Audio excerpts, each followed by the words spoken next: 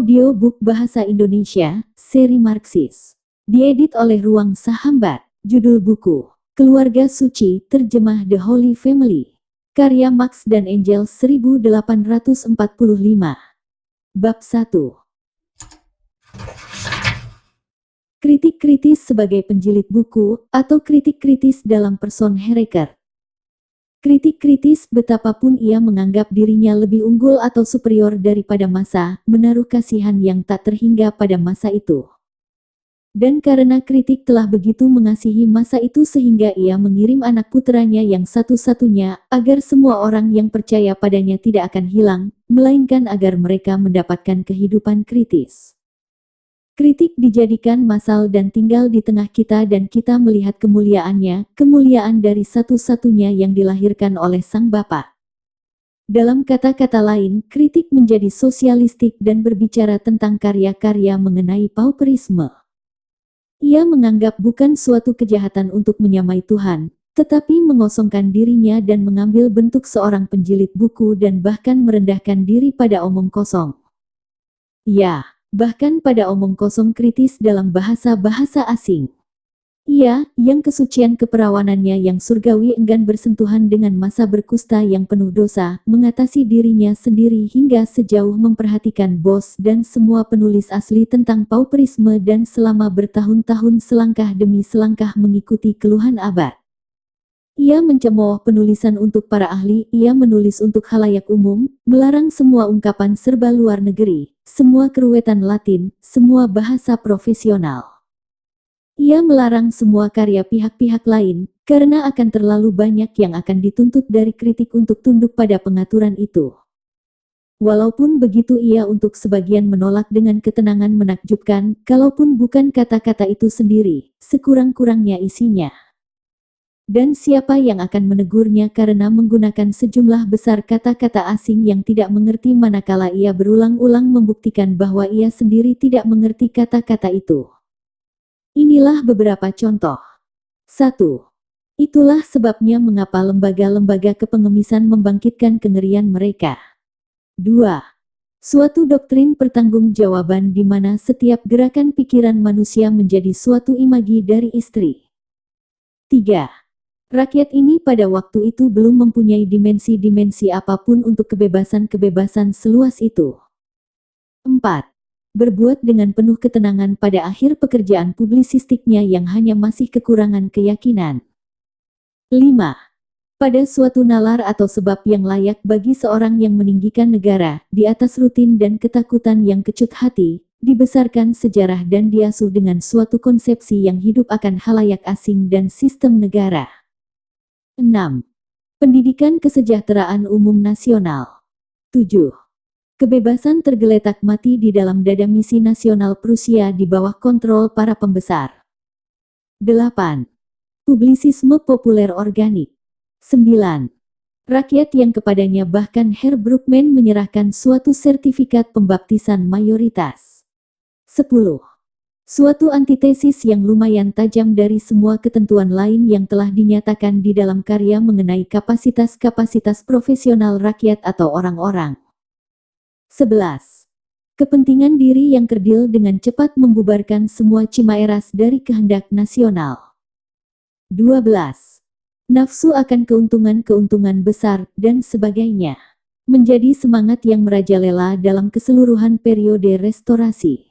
Dan yang, dengan sejumlah sedang ketakpedulian, melekat pada zaman baru itu. 13. Ide samar-samar mengenai arti penting politik yang patut diperhatikan dalam nasionalitas kewarganegaraan Prusia bersandar pada memori akan suatu sejarah besar. 14.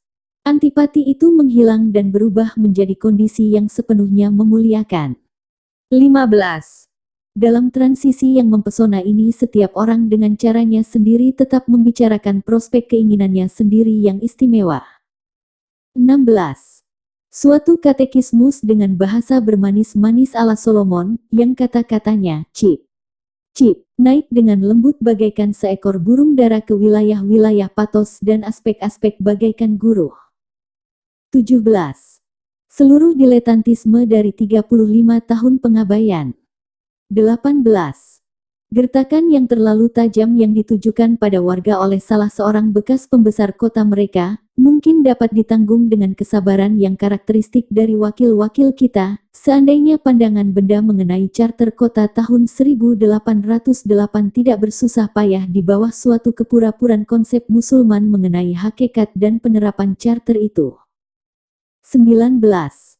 Pada Herr Reichardt, gaya yang berani selalu bergandengan dengan pikiran yang berani. Ia membuat transisi-transisi seperti yang berikut ini. 20.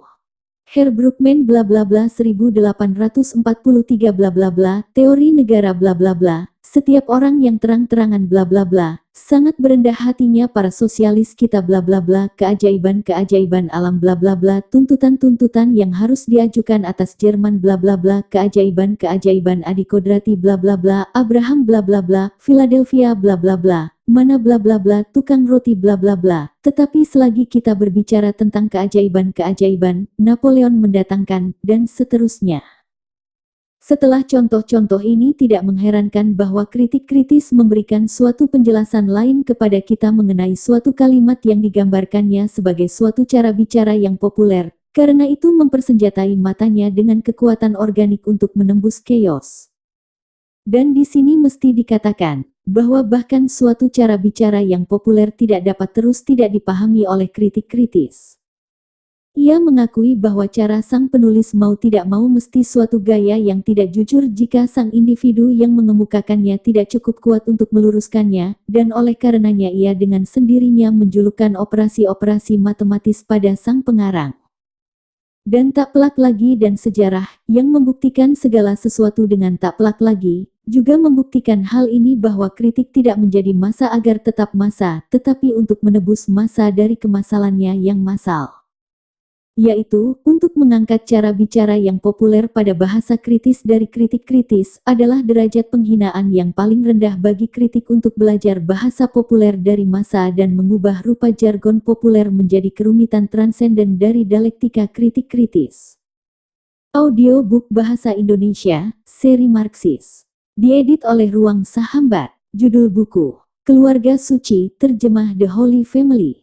Karya Marx dan Engels 1845. Bab 2. Kritik kritis sebagai pemilik penggilingan atau kritik kritis dalam person Herr Jules Faucher. Setelah merendahkan dirinya pada omong kosong dalam bahasa-bahasa asing dan dengan demikian memberikan jasa-jasa paling besar pada kesadaran diri, dan bersamaan dengan itu membebaskan dunia dari pauperisme, kritik bahkan merendahkan dirinya pada omong kosong dalam praktek dan sejarah. Ia menguasai masalah-masalah Inggris dewasa ini dan memberikan pada kita suatu bagan kritis sejati mengenai sejarah industri Inggris.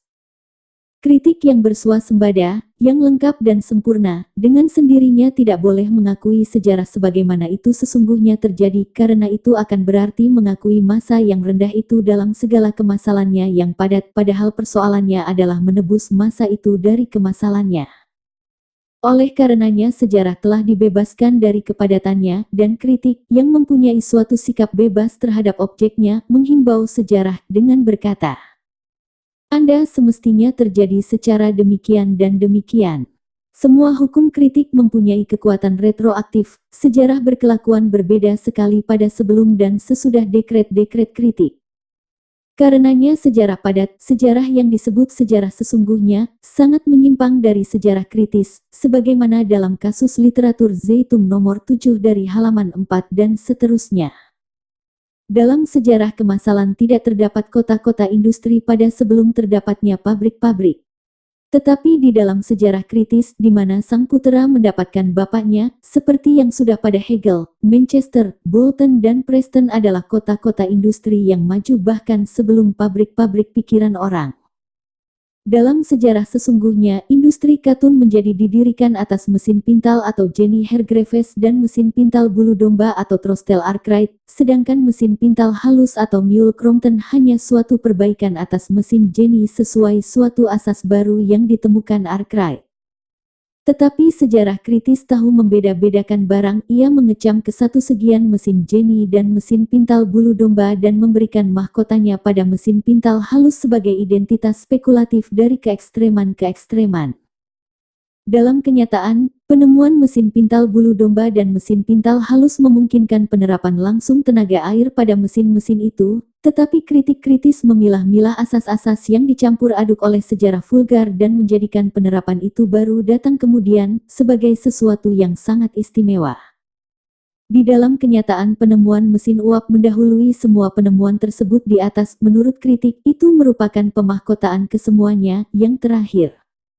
Dalam realitas ikatan-ikatan bisnis antara Liverpool dan Manchester dalam keluasannya sekarang merupakan hasil dari ekspor barang-barang Inggris. Menurut kritik itu adalah penyebab ekspor dan kedua-duanya adalah hasil kedekatan kedua kota itu satu sama lain. Dalam kenyataan hampir semua barang berangkat dari Manchester ke daratan Eropa melalui Hull, menurut kritik melalui Liverpool. Dalam kenyataan semua golongan upah terdapat di pabrik-pabrik Inggris dari 16S hingga 40S lebih, tetapi menurut kritik di sana hanya terdapat satu golongan yaitu 11S. Dalam kenyataan mesin menggantikan kerja tangan atau manual, menurut kritik mesin menggantikan pikiran. Dalam kenyataan asosiasi kaum buruh untuk kenaikan-kenaikan upah diperkenankan di Inggris, tetapi menurut kritik ia dilarang, karena ketika masa itu mau memperkenankan dirinya melakukan sesuatu, maka ia lebih dulu mesti meminta pada kritik. Dalam realitas kerja pabrik adalah sangat menghabiskan tenaga dan menimbulkan berbagai penyakit ganjil. Bahkan ada karya-karya kedokteran khusus mengenai penyakit-penyakit itu. Menurut kritik, pengerahan secara ekstrim tidak dapat menghalangi kerja karena tenaganya disediakan oleh mesin. Dalam realitas, mesin itu adalah mesin. Menurut kritik, ia mempunyai suatu kehendak oleh karena ia tidak beristirahat. Demikian pula pekerja itu tidak berhenti, ia ditundukkan pada kehendak yang lain. Tetapi semua itu bukan apa-apa. Kritik tidak bisa puas dengan partai-partai massal di Inggris. Ia menciptakan partai-partai baru, termasuk sebuah partai pabrik, yang untuknya sejarah boleh berterima kasih padanya. Sebaliknya, ia melempar para manufaktur dan kaum pekerja pabrik menjadi satu tumpukan padat. Buat apa mengurusi rincian-rincian seperti itu? Dan mendekretkan bahwa kaum buruh pabrik menolak menyumbang pada Liga Anti Undang-Undang Gandum bukan karena beriktikat tidak baik atau mendukung Chartisme, sebagaimana ditegaskan oleh para pemilik pabrik yang tolol itu, tetapi semata-mata karena mereka itu miskin. Ia lebih lanjut mendekretkan bahwa dengan pencabutan Undang-Undang Gandum Inggris, maka kaum pekerja agrikultur akan harus bertahan dengan suatu penurunan upah-upah. Namun, akan hal itu, kita mesti secara patuh menjaga agar kelas yang terpuruk itu tidak dapat dirampas sepeni lagi tanpa resiko akan mutlak kelaparan. Ia mendekretkan bahwa hari kerja di pabrik-pabrik Inggris adalah 16 jam, walaupun sebuah undang-undang kritis Inggris yang pandir telah menetapkan suatu maksimum hari kerja 12 jam. Ia mendekretkan bahwa Inggris mesti menjadi sebuah pabrik raksasa bagi dunia, sekalipun orang-orang Amerika, Jerman dan Belgia yang massal secara tidak kritis merusak pasar demi pasar bagi orang-orang Inggris melalui persaingan.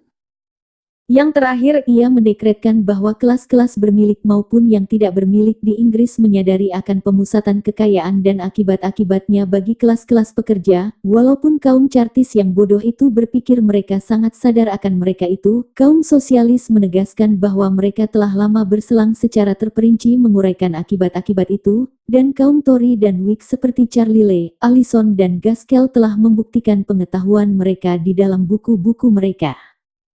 Kritik mendekretkan bahwa Undang-Undang 10 Jam Lord Ashley adalah sebuah tindakan juste milieu yang setengah hati, dan Lord Ashley sendiri sebuah gambaran sejati dari aksi konstitusional, sedangkan para pemilik pabrik kaum Chartis, para pemilik estate singkatnya. Semua kemasalan Inggris sejauh ini telah menganggap tindakan ini sebagai suatu pernyataan, memang mungkin yang paling lunak dari suatu asas yang betul-betul radikal karena ia akan menebaskan mata kapak pada akar perdagangan luar negeri dan dengan begitu pada akar sistem pabrik dan bahkan akan membelahnya hingga dalam sekali. Kritik kritis lebih mengetahui akan hal itu. Ia mengetahui bahwa masalah 10 jam itu telah didiskusikan di depan sebuah komisi majelis rendah, sekalipun surat-surat kabar yang tidak kritis mencoba membuat kita percaya bahwa komisi itu adalah majelis rendah itu sendiri, sebuah komisi dari seluruh majelis, tetapi kritik perlu menyingkirkan keeksentrikan konstitusi Inggris itu. Kritik kritis yang sendiri melahirkan lawannya ketololan massa juga memproduksi ketololan Sir James Graham. Dengan suatu pemahaman kritis akan bahasa Inggris, ia menaruh kata-kata ke dalam mulutnya yang tidak pernah diucapkan sang Menteri Dalam Negeri yang tidak kritis, sekedar untuk memperkenankan kearifan kritis bersinar lebih cemerlang dalam perbandingan dengan ketololannya. Graham, menurut kritik, mengatakan bahwa mesin-mesin di pabrik-pabrik menjadi aus dalam waktu kurang lebih 12 tahun, tak peduli apakah mereka bekerja 10 jam atau 12 jam sehari. Dan, bahwa oleh karenanya sebuah undang-undang 10 jam kerja tidak akan memungkinkan kaum kapitalis mereproduksi dalam 12 tahun melalui pekerjaan mesin-mesin mereka, modal yang dikeluarkan untuknya dalam waktu itu. Kritik membuktikan bahwa ia telah meletakkan sebuah kesimpulan palsu di dalam mulut Sir James Graham, karena sebuah mesin yang bekerja 1/6 waktu lebih sedikit setiap harinya dengan sendirinya akan tetap lebih lama dalam penggunaannya. Betapapun tepatnya pengamatan kritik kritis ini terhadap kesimpulannya sendiri yang palsu, mesti, sebaliknya, diakui bahwa Sir James Graham telah mengatakan bahwa di bawah suatu undang-undang 10 jam kerja, mesin itu akan harus bekerja lebih cepat lagi karena waktu kerjanya dikurangi. Kritik sendiri mengutip hal ini dalam nomor 8, halaman 32, dan bahwa dalam kasus itu waktu pengausan akan sama, 12 tahun. Ini mesti lebih diakui lagi, karena pengakuan itu menyumbang pada kejayaan dan pemuliaan kritik karena hanya kritik yang membuat kesimpulan palsu itu dan kemudian menyangkalnya. Kritik adalah sama bermurah hatinya terhadap Lord John Russell, yang dikaitkannya pada keinginan untuk mengubah sistem negara dan sistem pemilihan. Dari sini kita mesti menyimpulkan bahwa kritik mempunyai suatu dorongan yang tidak lazim kuatnya untuk memproduksi ketololan-ketololan ataupun bahwa Lord John Russell telah menjadi seorang pengkritik kritis di dalam waktu seminggu yang lalu. Tetapi kritik tidak sungguh-sungguh menjadi bagus sekali dalam pembuatan ketololan-ketololannya sampai ia menemukan bahwa kaum buruh Inggris yang pada bulan April dan Mei mengadakan rapat demi rapat, menyusun petisi demi petisi, dan semuanya untuk undang-undang 10 jam. Yang memperlihatkan lebih banyak agitasi naik turun distrik pabrik daripada dalam 2 tahun sebelumnya. Bahwa kaum buruh itu hanya memberi perhatian parsial pada masalah ini. Sekalipun terbukti bahwa pembuatan undang-undang yang mempersingkat hari kerja telah juga menjadi perhatian mereka. Kritik sangat bagus sekali ketika ia akhirnya membuat penemuan besar, yang menakjubkan, yang tiada duanya bahwa bantuan yang rupanya lebih langsung dari pencabutan undang-undang gandum menyerap bagian terbesar dari keinginan-keinginan kaum buruh dan akan tetap seperti itu, sampai realisasi yang tidak meragukan lagi dari keinginan-keinginan itu secara praktis membuktikan kesia-siaan pencabutan itu. Membuktikannya pada kaum buruh yang menyeret para agitator Liga Anti Undang-Undang Gandum turun dari mimbar pada setiap rapat umum, yang telah mengaturnya sedemikian rupa, sehingga Liga Anti Undang-Undang Gandum tidak berani lagi mengadakan suatu rapat umum di kota industri manapun, selama perdebatan Undang-Undang 10 jam yang dalam urusan-urusan serupa sebelumnya hampir selalu mendapatkan dukungan kaum Tory. Kritik juga hebat ketika ia menemukan bahwa kaum buruh masih membiarkan diri mereka dipikat oleh janji-janji besar gerakan Chartis, yang tidak lain dan tidak bukan hanya pernyataan politik dari pendapat umum di kalangan kaum buruh ketika ia menyadari, dalam lubuk roh mutlaknya, bahwa kedua kelompok partai, satu yang politik dan yang dari para pemilik tanah dan penggilingan tidak lagi melebur atau ingin saling meliputi satu sama lainnya. Sejauh ini tidak diketahui bahwa kelompok partai para pemilik tanah dan penggilingan, dan hak-hak persamaan politik masing-masing, dengan pengecualian beberapa kawan sebaya, adalah begitu komprehensif sehingga ia sepenuhnya identik dengan kelompok-kelompok partai politik tidak dengan pernyataan mereka yang paling konsisten, puncak mereka. Kritik bagus sekali ketika mengesankan bahwa kaum Liga Anti Undang-Undang Gandum tidak mengetahui bahwa ceteris paribus, suatu penurunan dalam harga roti mesti disusul oleh suatu penurunan dalam upah-upah.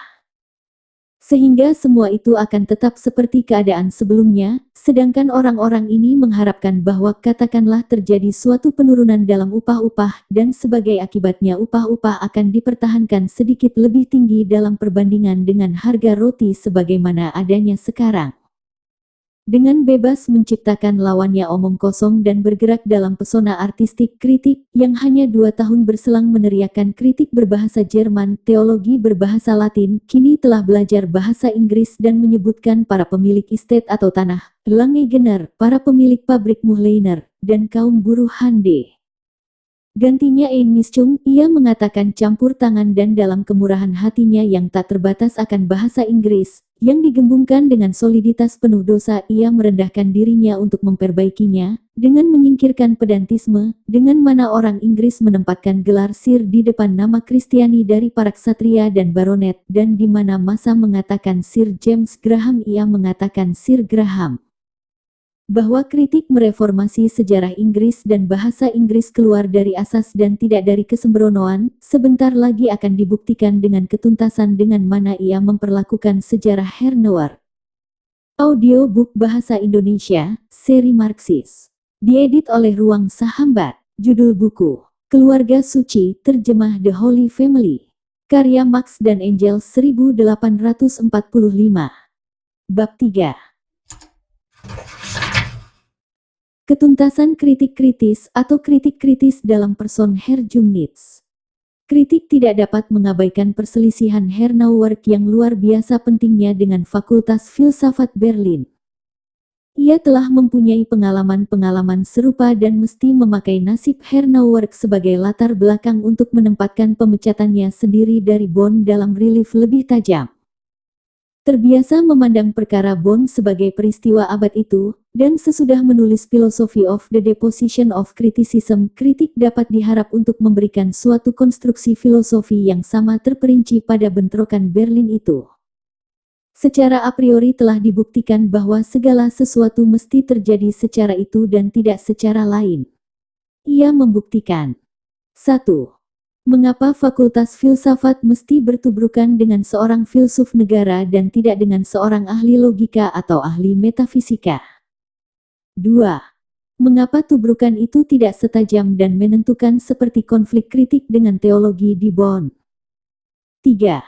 Mengapa tubrukan itu, dikatakan secara selayaknya, adalah suatu urusan yang tolol karena kritik telah menghabiskan semua kemungkinan asas dan mengonsentrasikan seluruh isinya dalam tubrukan Bonn itu, sehingga tiada yang tersisa bagi sejarah dunia kecuali menjadi plagiaris atau tukang jiplaknya kritik. 4. Mengapa Fakultas Filsafat menganggap serangan-serangan terhadap karya-karya Hernauer sebagai serangan-serangan terhadap fakultas itu sendiri? 5. Mengapa Hernauer tidak bisa berbuat lain kecuali mengundurkan diri atas kemauannya sendiri? 6. Mengapa fakultas mesti melakukan pembelaan bagi Hernauer kalau ia tidak mau mengingkari diri sendiri? 7. Mengapa perpecahan internal dalam fakultas itu mesti dikemukakan sedemikian rupa, sehingga fakultas menyatakan Hernauer maupun pemerintah masing-masing dan bersama-sama benar dan salah sekaligus? 8. Mengapa fakultas tidak menemukan alasan dalam karya Hernauer untuk memecatnya? 9. Dalam kaitan apa kesamar-samaran seluruh keputusan itu bersifat kondisional? 10. Mengapa fakultas menganggap dirinya berhak sebagai suatu otoritas ilmiah melakukan suatu penyelidikan yang tuntas atas kasus itu, dan akhirnya? 12. Mengapa, betapapun, fakultas tidak akan menulis dengan gaya Hernauer? Kritik menyelesaikan masalah-masalah penting ini dengan ketuntasan yang langka dalam 4 halaman, menunjukkan dengan logika Hegel mengapa segala sesuatunya mesti terjadi seperti itu dan tiada dewa yang dapat mencegahnya. Di tempat lain kritik mengatakan bahwa tidak setunggal pun kurun dalam sejarah telah dipahami, kerendahan hati mencegahnya berkata bahwa ia sepenuhnya memahami tubrukannya sendiri dan tubrukan Nauer, yang, sekalipun keduanya itu bukan kurun-kurun zaman, tampak bagi kritik sebagai membuat sejarah. Setelah menghapus aspek ketuntasan dalam dirinya sendiri, kritik kritis menjadi ketenangan pengetahuan. Demikian isi bab 1 sampai bab 3. Akan dilanjutkan dalam audiobook selanjutnya.